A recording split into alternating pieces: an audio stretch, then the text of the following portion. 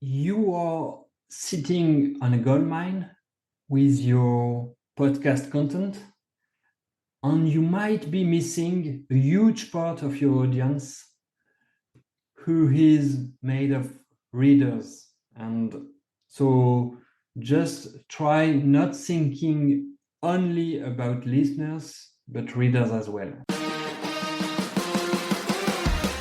It is time for Build That Podcast, where we will discuss how you can use a podcast to grow your business and expand your influence. I'm your host, Eric Rutherford. Let me encourage you to sign up for the 200 words to move you forward with marketing and podcasting, delivered right to your inbox each Tuesday. Sign up for it at buildthatpodcast.com/the 200. I'll also put it in the show notes. Now, let's jump into today's episode. And I'm excited today because I have with me Christian Blavier.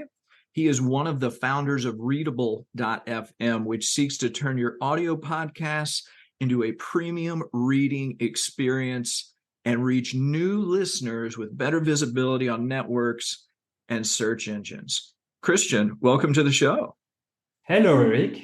I'm glad to be here with you, and I'd be more than happy to share my experience. I'm excited that I had the chance to talk to you. I've read about Readable. I think you're writing a great solution for podcasters and audio creators. Before we get into Readable, would you share a little bit about your background and what led up to you creating Readable? Sure. So I'm Christian. I'm from France. I'm sure that your listeners knew it. So I'm a long-time coder. I'm a CTO in a French company for something like 10 years. And something like 6 months ago, my wife and I decided to create a new startup because quite a few times we wanted to learn things from podcast shows. And since we are no commuters, I don't have much time to listen to podcast shows. And I remember that in my specific field of knowledge, like coding, I wanted to listen to and learn specific topics from podcast shows, but I had no time to listen to 2 or 3 episodes, 60 minutes long each. So I started looking for episode transcripts, but they were just wall of text. Sometimes they were not present. So that's how 6 months ago, we decided to go into building a podcast tool with my wife. So it's quite recent. It is. If you've been out there, you've started doing that 6 months ago, that is definitely very recent. Now, I know one of the things you do is you're very much about building in public. So this is not a venture capital project. This is simply this is very much a self-funded project and business that you're creating, and you're doing it in public. What's that experience been like? Because I've read a lot about building in public, but I would love to hear your experience sort of from firsthand knowledge. Sure. So first, you talk about being self-funded. So that's what we call also being bootstrapped. So it's really nice. I've already founded a VC-backed company in the photo showing space, something like 10 years ago. And I didn't want to go down that road again. Like being bootstrapped, it's being free. We don't have any investors. We are now experienced and skilled enough to have a vision on how we want to build our company, and being self-funded give us the freedom to do it the way we want. And then to go to your question about building in public, it's something that I discovered, I think 6 months ago or so. I've been on Twitter and saw a lot of people sharing what they were coding, small projects, big projects. I knew a few.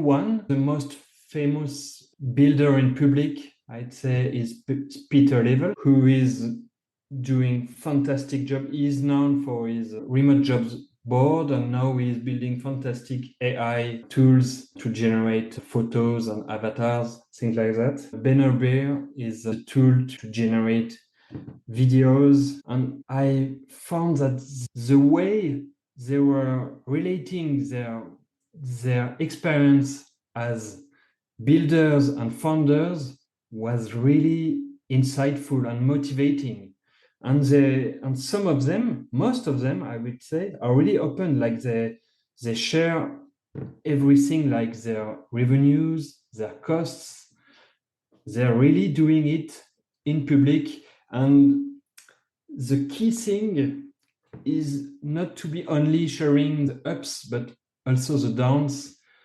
Like sometimes, some months, people have big churns, like a lot of users that just close their account, things like that. Or some months, people have, I don't know, personal issues, and they just can't work the way they wanted to. And I found it really motivating to read, and I wanted to do the same. And what we can achieve doing that is we can build an audience. Like, I started building in public from day one. I only had something like 500 followers on Twitters. I have more than 1,000. After 3 months, I doubled it. And I already have some beta users. I found some customers. I know that a few people are ready to pay from day one as soon as the product is released. So it's really fantastic because I give people facts, stories, jokes, anything about what it is to build our product, and I receive a lot. And sometimes it's just feedbacks. Like 2 hours earlier today, I shared a screenshot of a new screen, the pricing page of our product, and someone just told me this word is not English, and I just mixed some French with English words. So it's really nice to have live feedbacks as such. So this is about building in public. Getting the quick feedback turnaround, that's incredibly important. I work for a SaaS company, and that's a hard thing. If the only thing you're doing is building a product and you're not getting customer feedback, it's hard because you can create a product that nobody wants or that doesn't solve that problem. So I think that's a wonderful way to create it, and you're getting customers. You don't want to build into the void No. for 6 months and then just don't find what we startup founders call the customer market fit. And so, yeah, we have to. And people in the building in public scenes are a lot like, you should validate your product as soon as possible. Validate. It's like they're all repeating it, and after being told the same message again and again, it sticks.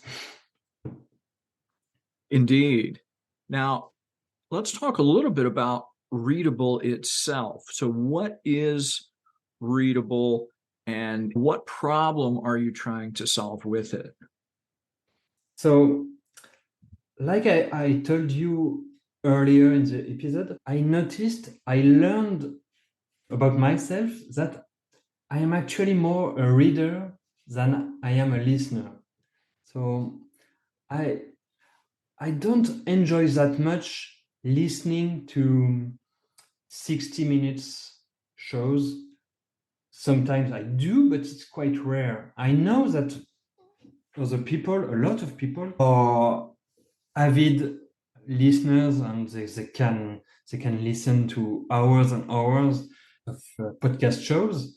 So I basically asked the question on Twitter: are you more a reader or a listener? And I was amazed to see that a lot of people actually just think like me and don't, because they are not commuting either. That was the main reason. They don't want to listen, and that's the main point of Readable. Like, we think that podcast hosts are missing a key part of their potential audience by targeting only listeners. And they are like sitting on a gold mine with some of them have hundreds of episodes, not transcripted. So if they use the proper tool to turn it into what we call a premium reading experience, they could target a new audience of readers. So that's the point.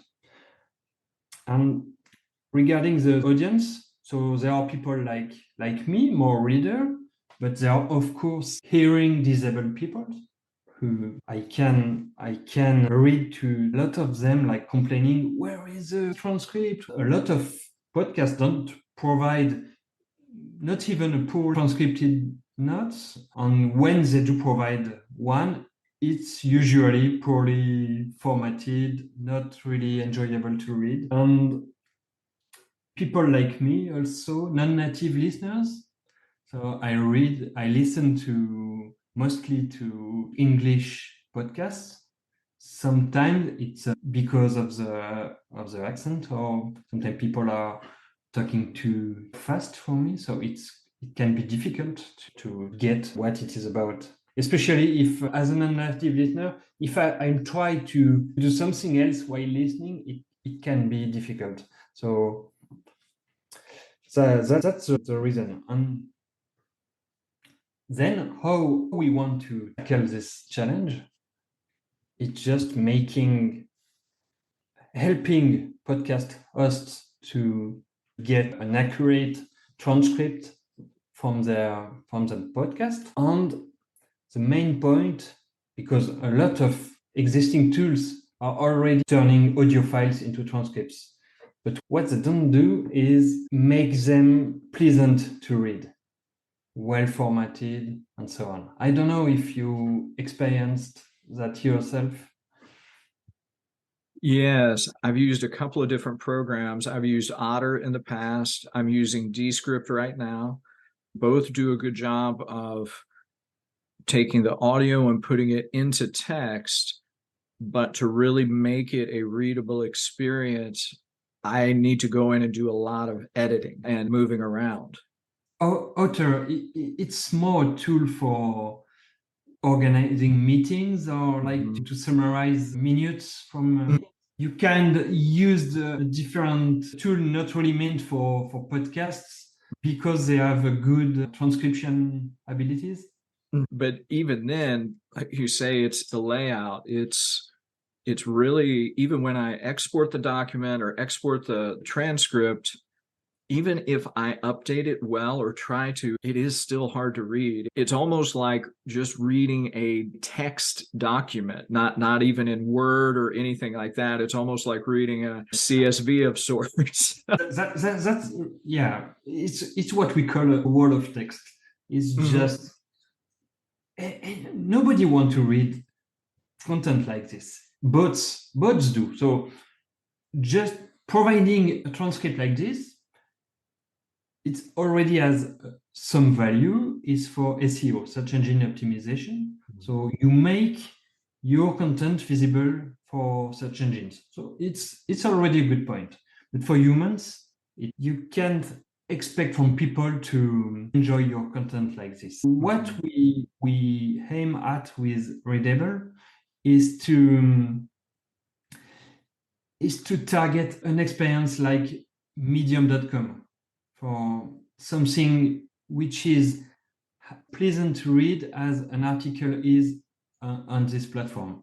Like when I don't know how old is this platform, but when they first came out, they made a huge difference by the way they had, the way they lay out their content, the choice of the typography, the text formatting, the headlines, everything was really, really well thought. And we want to do the same for podcast content with the specificity that it has been produced as audio content, as a conversation, like the one we are having right now. So we want to provide a text where you can easily tell apart who is speaking with speaker avatars. And you can also read and get the text highlighted as it is spoken by the podcast hosts. So you'll be able to, you just click play button, you get the audio, you can change the speed. I do it a lot on YouTube, like sometimes I speed up a bit because we don't have much time. And then you get the word highlighted in the text as it is spoken. So it's really nice to experience, and we didn't yet found any other tool doing it. So that's the way we want to stand out. It sounds amazing because, like you say, it's the wall of text is very real. I know that one firsthand. And then how do you make the transcript easier? I know you're going to do some formatting. You're going to be able to put that in there using the avatars. It seems like, I don't know, it just seems like a hard thing to do from a technical perspective, or is it that nobody has really thought to do that before? I don't know if that question makes sense. Yes, it makes sense. So there are different challenges involved in this topic, like the technical challenge. Doing accurate transcription requires tools in the AI field, and things are moving so fast these past months. So things are possible today and weren't possible like 2 years ago. So things are moving fast. And what we can do today on Readable with podcast files, I'm not sure that we would have been able to do it 2 years ago. And it's already more accurate than YouTube automatic transcription. So there is a part of technical challenge, like to get an accurate transcription. We won't be able to do it perfectly. So we want to be as close as possible from perfect, but we can help podcast hosts. We can help the host to help the AI, like giving some context, giving some vocabulary. Of course, AI may have difficulties to get proper names. I'm curious to see how our tool will figure out my last name after you told it. So we'll see. So things like that. And then there is another side of the problem with it about user experience, ergonomics. We want to make, so there is ergonomics for the readers. I already told a lot about it. Seeing who is speaking when, having text highlighted as it is spoken. But there are also ergonomics for the podcast host, because I'm sure you know it, but producing a podcast takes a lot of time to prepare it, to record it, to edit it. And then we are asking hosts to podcasters to take a bit more time to produce a readable experience. So we want this extra step to be the shorter possible, and we do it with great, well thought ergonomics. That's where my wife, who I'm founding the company with, she's tremendously helpful, because she was working as a product lead in a startup. So she really has. I'm the technical side of the things, but she really have a good vision on the user perspective, the design, the ergonomics, and we want to make a tool that podcasters will feel easy to use, and then to get like a transcription in a few minutes. And of course, like I said earlier, it won't be 100% accurate from the first time. So we want to help podcasters to make them something like 90% accurate transcript to 100 with a well thought, well crafted tool where you'll be able to quickly, we have typographies, typo, we have mislabeled text, like the engine thinks that speaker A told something, but it was speaker B. And we are going to do really, so right now it's not in our product. It will be one of the first feature we will work on after the release, but it will be the heart of the product. That makes perfect sense. And I really appreciate both the focus on the reader experience and as well as the podcast host experience. They each have different needs and challenges. But if you can save, just speaking as a podcast host, if the format is helpful and the accuracy is fairly high, I mean, both of those things to me are incredibly helpful and save a lot of time. And I know with transcription, it's not perfect and it doesn't have to be, from my perspective, I can go back through, but just making it, very understandable in the form and format. I mean, that's a huge success for me. I'm glad to hear you telling this. So that means that we might be onto something. And unlike the tool that you mentioned before, like Descript, it provides you with a text transcription after you uploaded your audio, because the core of the product is there. Now it's more like a video editing tool to edit your content based on the text they recognize, and they do a great job with it. But for a podcast host, in the end, you just have a text transcription. And what do you do with it after? That's where Readable offers more value from a podcaster perspective. Like, we provide a website. We know that there are already tons of podcast hosting platforms.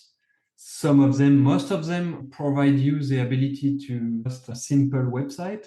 We don't want to do just a simple website with a transcript tab and read your transcript wall of text, but we provide podcast hosts with either a site that can go as a replacement for their current podcast website, or as a widget they can embed into their existing website. So if you already have, a WordPress blog or anything like that, you can embed the Readable transcript experience into your website.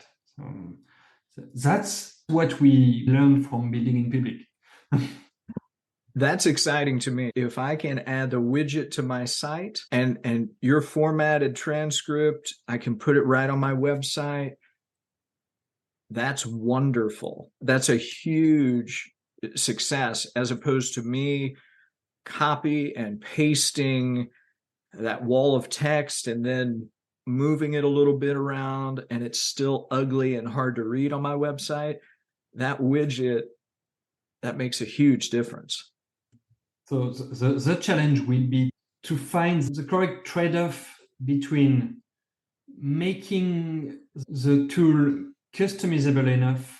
Like, we will let podcasters tweak a bit things like colors to fit with their brand, but we also want to make the tool stay really simple, keep really simple. So it won't be fully customizable. We will have to figure it out as we build the tool.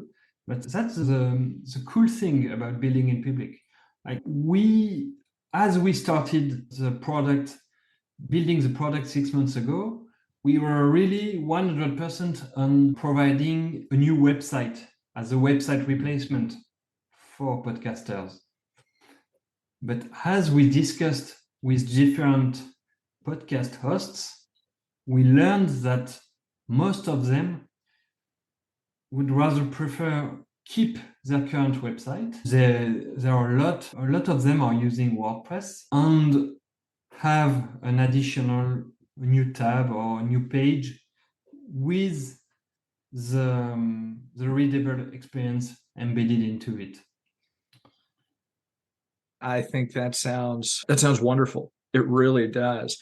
As you have gone through this process and you're working on this journey, anything unexpected come up that as you've been developing this with you and your wife, either together or just your experience, any stories you would like to tell? Things that I learned obviously a lot of things throughout the journey, even if it's quite short, 6 months for a company, it's short. I was a bit, how do I say that? Like 10 years ago, I would never have even thought about working with my wife as a full-time job. It sounded like a bad idea. Like, what if things don't go really well at work? Then yeah, you get it. But actually, awesome working with her. We really have complementary skills.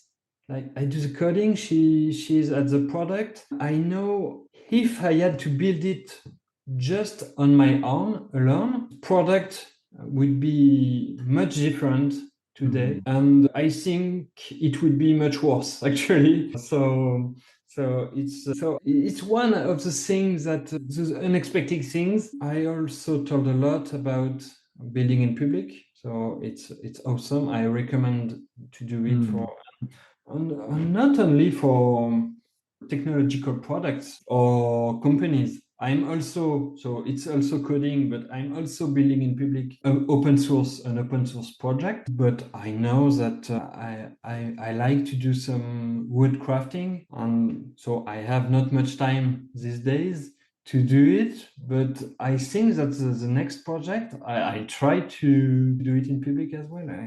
It's so motivating to have feedbacks from people, and so that's the key points I learned since we started the project. I appreciate that. And I have not worked as a company together with my wife. We do have worked on different projects together, and I appreciate that. We have definitely some complementary skills that help.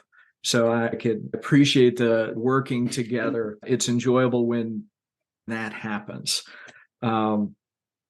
And so just before we finish up here, any last takeaways you would like to leave our audience with? So if anybody, people are listening to this and they either have a podcast or maybe they're a business or a content creator thinking about starting a podcast, any takeaways that you would like to give them? I think that the main takeaway is you are sitting on a gold mine with your podcast content, and you might be missing a huge part of your audience who is made of readers.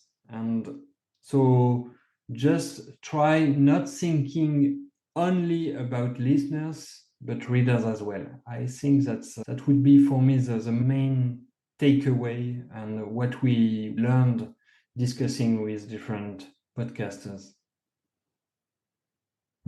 I appreciate that. This has been a great conversation because as I am also a reader, so I do listen to some podcasts, but at the same time, I read much faster than I listen.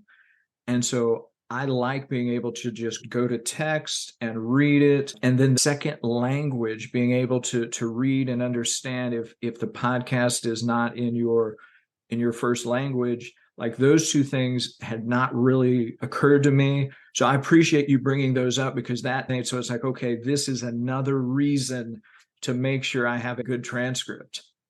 And sometimes when you listen to podcasts, you just want to have a good time and listen. You enjoy the host and you want to listen to them, and you don't really care. And sometimes, especially when it's related to your job, you are looking for a really specific piece of information, and not being able to skim through the content and seek the really specific bit you're after, it's an awful experience. And if you were reading a blog post, the first thing you would do is like Command F, like your search in your web page. you search for the keyword, you skip like half the introduction, and you just read the part that you want to read. And I think that the tool we are building really helps with that.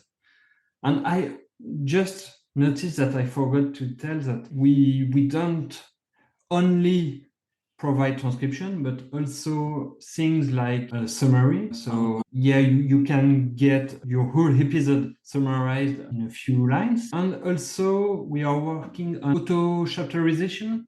It just can figure out that from the minutes, from the beginning of your show until the 5th minute, it was the introduction, then and things like that. So it really helps to get an awesome reading experience. Those sound fantastic. They really do. The chaptering, all of that sounds like, yeah, I'm looking forward to seeing this as it rolls out, and just the way you're going to be taking care of so many people. If listeners want to know more about you, about Readable, where would you like them to go? I suggest them to go on readable.fm. They can register to be notified as soon as the product is released. The product will be released in beta version this February, so it's imminent. And then, of course, I have been talking a lot about building in public, so I suggest they follow me on Twitter. I share every day on what it is on what I'm building. So some of my posts are really technical, some other not at all, sharing a lot of things. So for now, that's it. The main site, my Twitter, and then as the product is released a few weeks from now, we will have our own blogging platform, and on a newsletter as well. But it's not how. So everybody listening, I'll make sure that information is in the show notes. Make sure to follow Christian on Twitter. This is an exciting product, an exciting service, and I'm looking forward to seeing where it goes from here. So Christian, thank you for joining me today and for sharing about Readable, and I look forward to its growth and your success in the future. Yeah, thank you for having me, Eric. It was really nice chatting with you today. Make sure to sign up for the 200 at buildthatpodcast.com/the 200 and receive 200 words every Tuesday to move you forward with marketing and podcasting, delivered right to your inbox. Lastly, if you have questions or comments, you can find me on LinkedIn at Eric Rutherford, DM me on Twitter at rfordej, or email me at eric@straightforwardmg.com. Remember, use podcasts to grow your business and expand your influence.